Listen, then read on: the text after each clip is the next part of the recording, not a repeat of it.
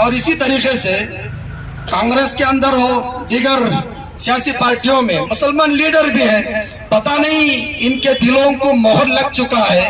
یا اندھے ہو چکے ہیں، قوم کی ماؤں بہنوں کے اوپر کھلم کھلا اسٹیج کے ذریعے نفرت بھری ان کی عزتوں پر حملہ کرتے ہوئے بات کر رہے ہیں ظالم، یہ ملک کے غدار۔ لیکن یہ لیڈروں کو کیا ہوا؟ کوئی ان کے اندر احساس نہیں، کوئی ان کی قوت نہیں، کوئی ہمت اور جرت نہیں ہے۔ ایک فتنہ پرور اور فرقہ پرست ایک شخص ہے، آپ تمام جانتے ہیں، اس لیے جانتے ہیں کہ کوئی سماج کا سیوا کرنے والا یا وطن کی خدمت کرنے والا، ملک کی گنگا جمنی تہذیب کو رواج دینے والا اس واسطے نہیں جانتے، بلکہ اس لیے جانتے ہیں کہ نہایت گندی سوچ رکھنے والا، اس ملک کے اندر نفرت کی آگ لگانے والا، ملک کی گنگا جمنی تہذیب کو ختم کرنے کی کوشش کرنے والا، دستور ہند کے خلاف کرنے والا،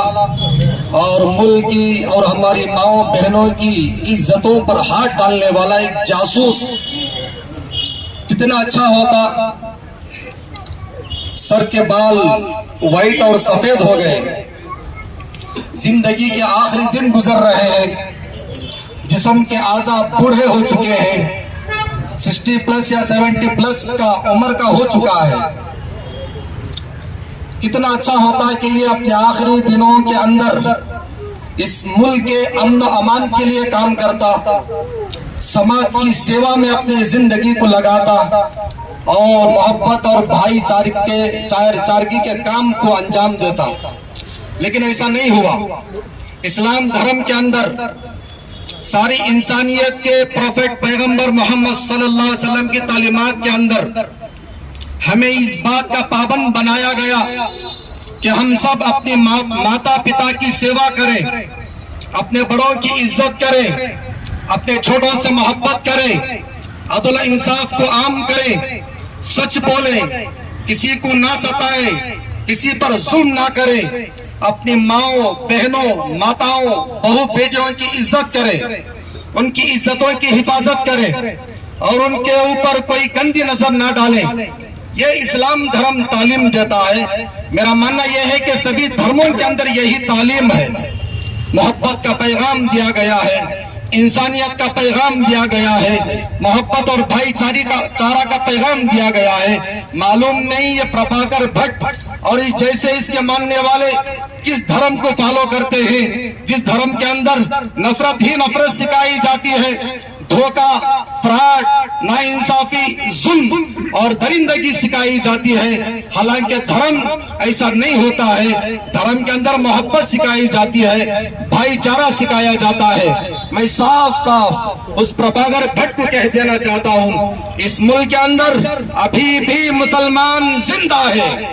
اس ملک کے اندر ابھی بھی وطن کے یہ جھیالے زندہ ہیں، اس ملک کے اندر ابھی بھی ملک کا دستور زندہ ہے، اس ملک کے اندر ابھی بھی ملک کا قانون زندہ ہے، اس ملک کے اندر ابھی بھی بھائی چارہ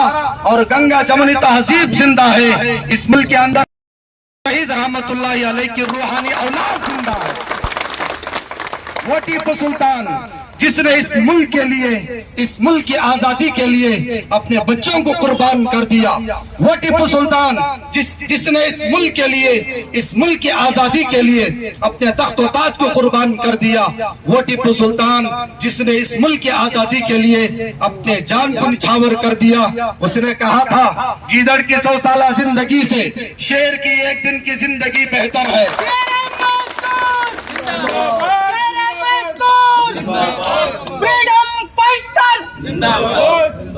ٹیپو سلطان شہید رحمت اللہ علیہ کی اسی بات پر عمل کرتے ہوئے اس ملک کسی بھی انسان، کسی بھی ذات کا، کسی بھی دھرم کا، چاہے دلت ہو، OBC ہو، SC ST کوئی بھی ہو، کسی کو کسی کی غلامی کرنے کی ضرورت نہیں۔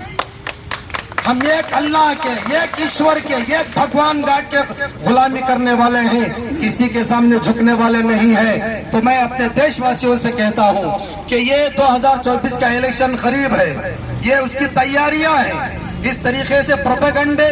और हरबे, नफरत की बातें, हेट स्पीच इस तरीके के वक्तन फौक्तन पेश आएंगे और इनके जरिए हमारे दरमियान नफरत डालने की कोशिश की जाएगी, गंगा जमुनी तहजीब को खत्म करने की कोशिश की जाएगी और धर्म के नाम पर इलेक्शन को आगे बढ़ाया जाएगा। लेकिन हमें अलग होना नहीं है,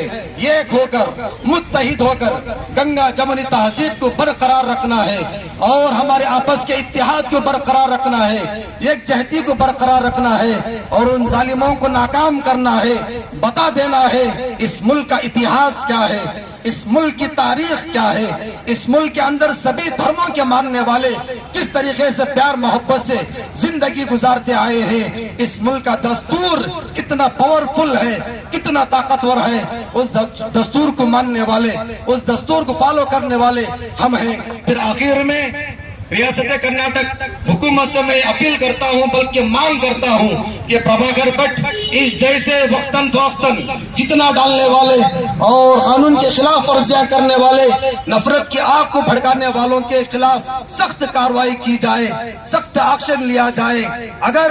कानून काम नहीं करेगा, कानून के रखवाले अपने कानून का सही इस्तेमाल नहीं करेंगे, चैलेंज के साथ कह सकता हूं, इन माओ बहनों की इज्जत की हिफाजत करना हम जानते हैं,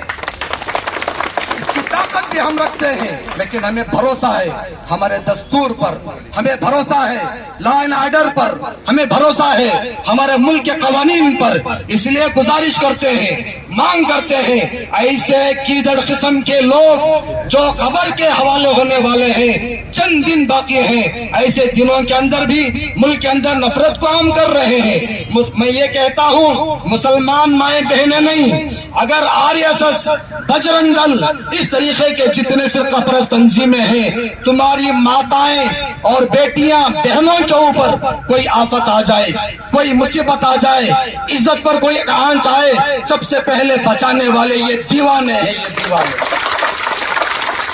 सिर्फ मुसलमानों की बहनों की बात नहीं कर रहा हूँ, इस्लाम यही तालीम देता है, इस्लाम यही पैगाम देता है, चाहे कोई भी बहन बेटी हो, माँ बेटी हो, कोई भी इंसान हो, हर एक के साथ मोहब्बत से पेश आए, इंसाफ का मामला करें, समाजी खिदमत करें, मुल्क के लिए काम करें और उसके लिए कुर्बानियां देने वाले बने। तो हुकूमत से अपील करता हूं कि उसके ऊपर सख्त एक्शन ले, आइंदा आने वाले दिनों में ऐसी कोई हरकत ना हो, इसके लिए काम करें, वरना आपकी हुकूमत कमजोर होगी, आइंदा दिनों में पछतावा करना पड़ेगा। तो इससे पहले इनके ऊपर गौर करें और सख्त कार्रवाई करें। एक शेर के साथ मैं अपनी बात को खत्म करता हूं और इसी तरीके से कांग्रेस के अंदर हो, दीगर सियासी पार्टियों में मुसलमान लीडर भी हैं, पता नहीं इनके दिलों को मोहर लग चुका है या अंधे हो चुके हैं, कौम की माओ बहनों के ऊपर खुल्लम खुल्ला स्टेज के जरिए नफरत भरी उनकी इज्जतों पर हमला करते हुए बात कर रहे हैं जालिम, ये मुल्क के गद्दार फिरका परस्त ताकतें। लेकिन ये लीडरों को क्या हुआ, कोई इनके अंदर एहसास नहीं, कोई इनकी कुव्वत नहीं, कोई हिम्मत और जुर्रत नहीं है। तो मेरे दोस्तों बुजुर्गों, इन तमाम चीजों को समझना है। एक शेर के साथ अपनी बात को खत्म करता हूँ, इधर आ सितमगर हुनर आजमाए, इधर आ सितमगर हुनर आजमाए, तू तीर आजमा हम जिगर आजमाए।